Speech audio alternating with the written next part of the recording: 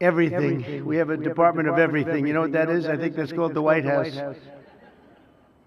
Into a terrible situation caused by a man named Sleepy Joe Biden. He used an auto pen last year for the turkey's pardon.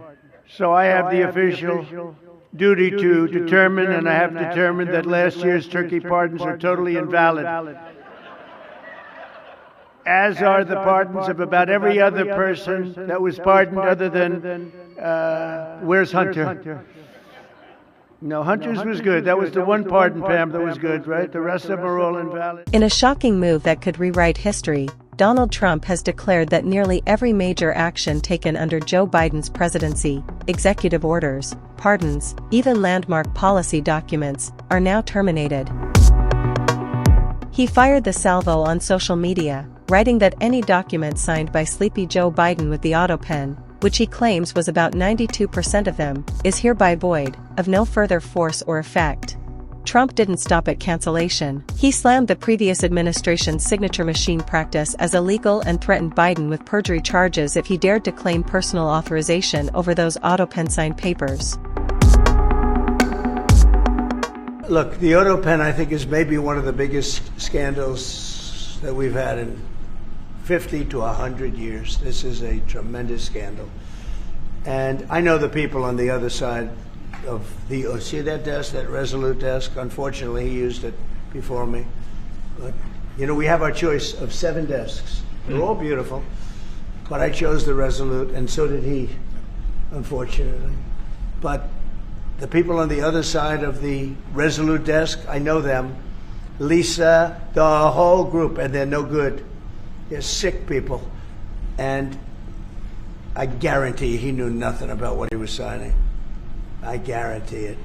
So they're going to figure it out, and we'll see what happens. But to me, the auto pen, you know, you elected president. You know what the auto pen is supposed to do? Sign thousands of letters from young people that write.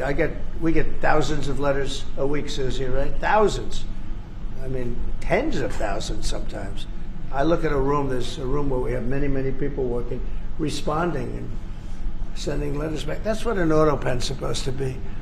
To write to a young 7-year-old boy that writes to the president, and he wants to be president someday, and he loves America. That's what the auto pen's supposed to be.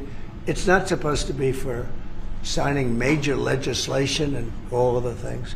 No, the auto pen, and I doubt he knew. I doubt they even spoke to him about it. I think they had, it's called a freewheeling auto pen. Like, Biden was never for open borders. Biden was never for transgender for everyone.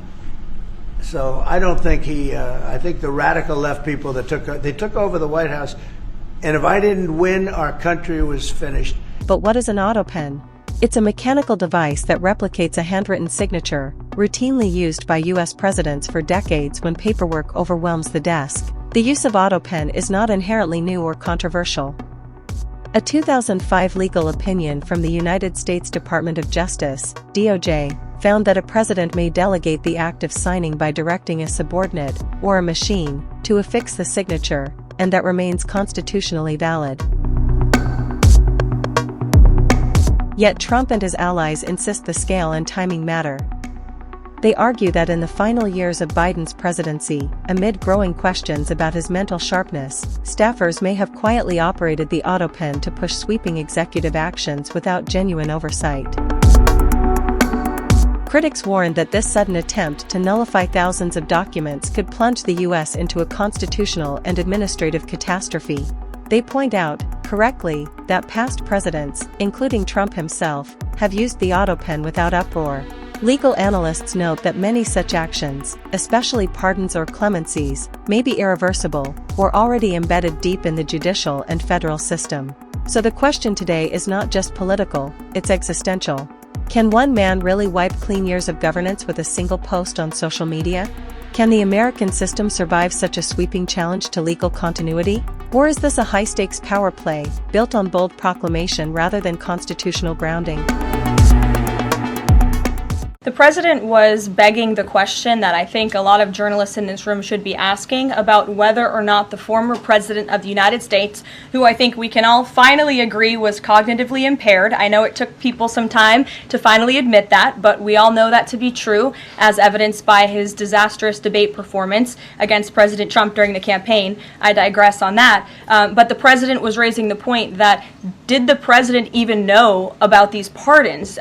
Was his legal signature used without his consent or knowledge? And that's not just the president or me raising those questions, Caitlin. According to the New York Post, there are Biden officials from the previous White House who raised those questions and wondered if the president was even consulted about his legally binding signature being signed onto documents. And so I think it's a question that everybody in this room should be looking into, because certainly that would propose perhaps criminal or illegal behavior if staff members were signing the President of the United States autograph without his consent. Biden is on the record talking about issuing preemptive pardons to these people. But was he aware of his signature being used on every single pardon? That's a question you should ask the Biden White House. Is there any evidence on that he wasn't aware of it? You're a reporter. You should find out.